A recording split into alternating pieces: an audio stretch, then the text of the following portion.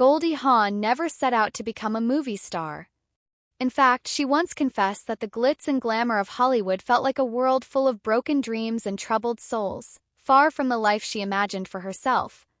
Yet, over the decades, she emerged not just as a star but as a beacon of resilience and charm, a rare icon who could light up a room with a mischievous wink and then leave it breathless with the depth of her sorrow.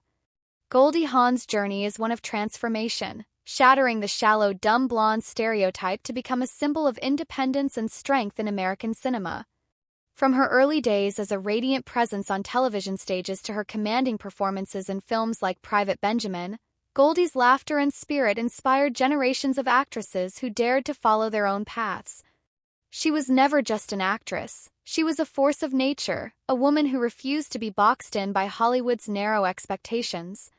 For more than 50 years, she balanced brilliance and vulnerability, turning both joy and pain into unforgettable art. But now, at 79, the challenges she faces are more profound than ever. Fading health, slipping memory, and truths once hidden now painfully exposed.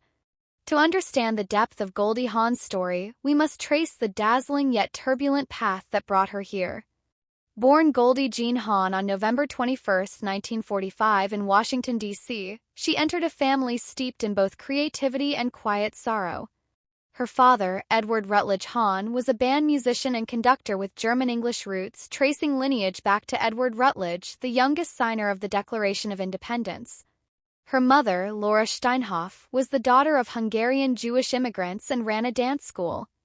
Goldie and her sister Patty grew up unaware of an older brother, Edward Jr., who had died before Patty was born, a silence that left a subtle but lasting mark on Goldie's heart. From the tender age of 3, Goldie was immersed in the world of dance, stepping into her mother's ballet and tap studio. By 10, she was performing in the Nutcracker with the Ballet Russe de Monte Carlo, her first real encounter with the stage's bright lights. 19, she made a bold choice, dropping out of drama school at American University to open her own ballet school. This decision revealed early on her fierce independence and desire to forge her own way. Surrounded by pirouettes and piano melodies, Goldie's restless spirit yearned for more than just dance. She craved a larger stage, one where all eyes would be on her. And soon that stage would find her. In 1966, with just $250 to her name, $200 of which had already gone to buy a tiny poodle, Goldie flew from the East Coast to California. She was 21, leaving behind college and uncertainty to perform at the Melodyland Theater near Disneyland. On that flight across the desert, she wrote in her diary about the vast sky and endless horizon, sensing that her future was wide open, though unknown. Soon after, she accepted a gig dancing in Las Vegas, but her journey was far from smooth. Her 1959 Chevrolet convertible broke down in the desert, leaving her stranded with only $50 and her poodle. Taking a chance, she accepted a ride from a hitchhiker, a Green Beret fresh from Vietnam, who drove her safely through dangerous stretches. That brief encounter, a Sunday afternoon shared in the desert, was the first of many stories Goldie would turn into legend. Her early work in California led to a role on the sitcom Good Morning World, 1967 to 1968, where she was often cast as the dumb blonde, a cute but shallow caricature. But it was her breakthrough on Rowan and Martin's Laugh-In, 1968 to 1973, that truly launched her into the national spotlight. On that psychedelic stage, Goldie danced in bikinis, giggled midline, and became a pop culture sensation of the 1960s.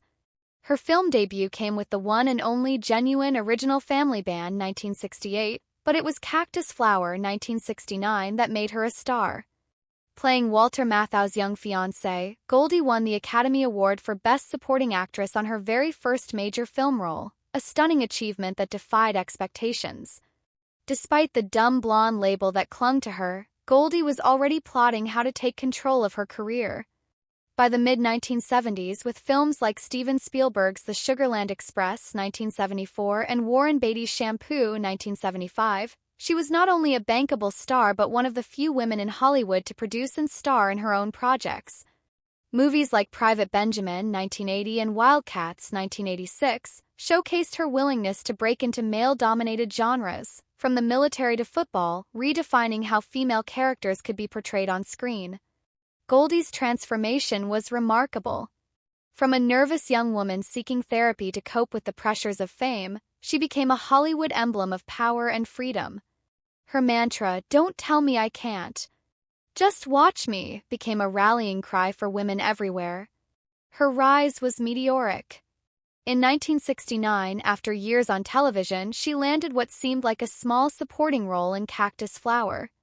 Few expected the character of Toni Simmons, a young woman both innocent and reckless enough to attempt suicide over love, to ignite such a sensation. Made on a modest $3 million budget, the film grossed over $25.8 million in the U.S., ranking among the top 10 box office hits of the year. When the Oscar nominations came, Goldie's name was called for Best Supporting Actress. But she wasn't even at the ceremony. She was filming There's a Girl in My Soup in London and had forgotten the Oscars were airing. Woken at 4 a.m. by a phone call, her parents were the first to know. Cal Welch accepted the award on her behalf, a dazzling and spontaneous debut that was pure Goldie. Throughout the 1970s, Goldie became a Hollywood staple. Films like There's a Girl in My Soup, 1970, Butterflies Are Free, 1972, and Shampoo, 1975, highlighted her unique blend of innocence and mischief. Directors often marveled at her improvisations, which brought laughter and life to the set. The 1980s marked her golden era. Private Benjamin, 1980, was a turning point, made for $9.2 million and grossing nearly $70 million. Goldie not only starred but produced the film, standing firm despite studio skepticism. When the original director quit over script concerns, she brought in Howard Zieff, turning a near disaster into a box office hit that earned her Oscar and Golden Globe nominations.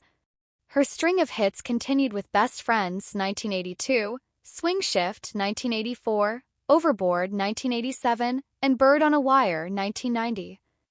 Her commercial peak came with The First Wives Club, 1996, a $26 million film that grossed $181 million worldwide. Initially rejected by all three leads as too anti-male, Goldie pushed for script revisions that balanced humor with emotional truth. Before filming, she, Diane Keaton, and Bette Midler signed a pact to share the spotlight equally, a rare show of solidarity. To date, films featuring Goldie Hawn have grossed over $2 billion domestically, adjusted for inflation, a testament to her enduring appeal and ability to transform forgettable blonde roles into complex, memorable characters. But fame came with its own battles. Behind the scenes, Goldie faced pressures and personal challenges. Her first marriage to Gus Triconis, a dancer and actor, was filled with passion but also strain. They married in 1969, just as Goldie's star was rising, but their paths diverged as her career soared and his faltered. They separated in 1973 but didn't divorce immediately. Then, in 1975, Goldie met musician Bill Hudson on a flight, sparking a whirlwind romance. That same New Year's Eve, she filed for divorce from Gus and got engaged to Bill. The divorce finalized in 1976, and Goldie married Bill Hudson shortly after. They had 2 children, Oliver and Kate Hudson, but the marriage soon fractured under the weight of career struggles and personal conflicts. Bill accused Goldie of wanting an open marriage and keeping him from their children after she met Kurt Russell. Their bitter split left scars that lingered for decades. Goldie's love story with Kurt Russell, however, would become one of Hollywood's most enduring romances. They first met in 1968 on the set of the one and only genuine original Family Band. She was 21, he was 16, and though they were both in relationships, a spark was there. They vowed never to date another actor, but fate had other plans. In 1983, they reunited on the set of Swing Shift, both single. Kurt's effortless warmth with Goldie's children won her over. Their first date was unforgettable. Not for romance, but for a comical break-in when they tried to enter a house without a key and were caught by the police. Their love grew slowly but surely, and they chose never to marry, valuing freedom and mutual respect over legal ties.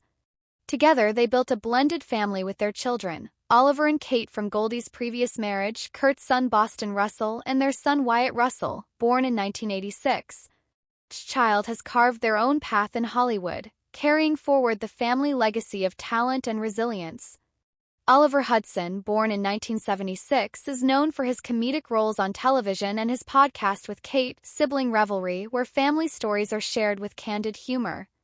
Kate Hudson, born in 1979, rose to fame with Almost Famous, earning Golden Globe and Oscar nominations. She honors the parenting values Goldie instilled, especially the rule never to speak ill of a child's father. Boston Russell, Kurt's son, lives a quieter life away from the spotlight but remains a vital part of the family.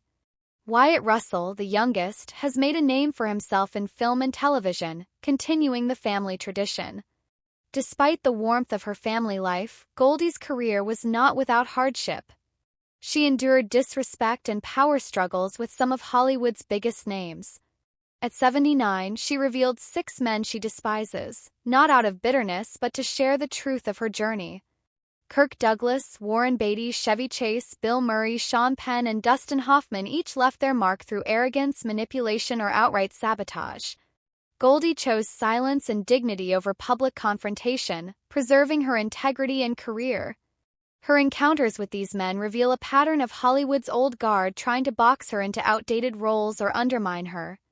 Yet Goldie's response was always to step back and protect herself, proving that sometimes the strongest statement is made by walking away.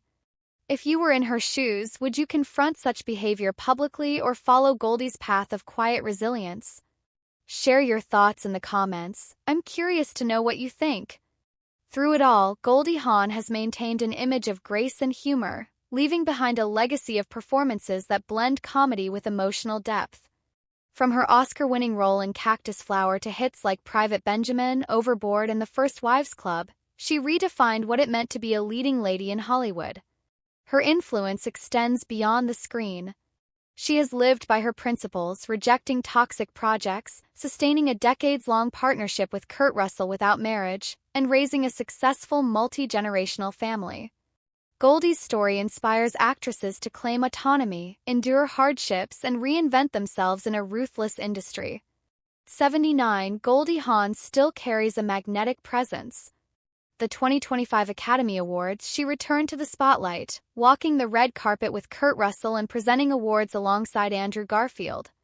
The moment was tender and revealing, when she admitted she couldn't read the teleprompter due to cataracts, gently asking Garfield to take over. Candidness sparked laughter and concern, a reminder of the vulnerability behind the icon. Social media buzzed with mixed reactions. Some saw it as a simple health issue, others worried about her well-being. Backstage reports noted she had been fine during rehearsals, suggesting the overwhelming lights and noise of the ceremony may have unsettled her. After years away from the public eye, this moment was a poignant glimpse of the woman behind the legend. Goldie's appearances have become rare since her golden era. After a string of hits through the 70s, 80s, and 90s, she stepped back from acting, returning briefly in films like Snatched, 2017, and The Christmas Chronicles, 2018-2020, alongside Kurt Russell. Her last Oscar presentation before 2025 was in 2014, and she co-hosted the SAG Awards with Kate Hudson in 2018. The 2025 Oscars were more than a celebration of film. They were a moment to witness a beloved icon's enduring spirit. Goldie Hawn remains sincere, witty, and unafraid to show her vulnerabilities, reminding us that behind every laugh lies a story of strength and survival. From a little girl stepping out of her mother's ballet studio to a cinematic legend, Goldie Hawn's life is a testament to freedom, wit, and resilience. Her journey was never just about fame, it was about breaking barriers, enduring heartbreak, and embracing the fragility that makes us human. Though time has touched her voice and eyes, her smile and spirit remain undimmed. If there's a Goldie Hawn film, line, or moment that has stayed with you, share it in the comments below. 'Cause legends live on not just through awards or box office numbers, but through the moments that made us laugh, cry, or feel understood in a world full of storms. And if you want to keep exploring the real stories behind Hollywood's brightest stars, don't forget to hit subscribe. There are many more tales waiting to be told.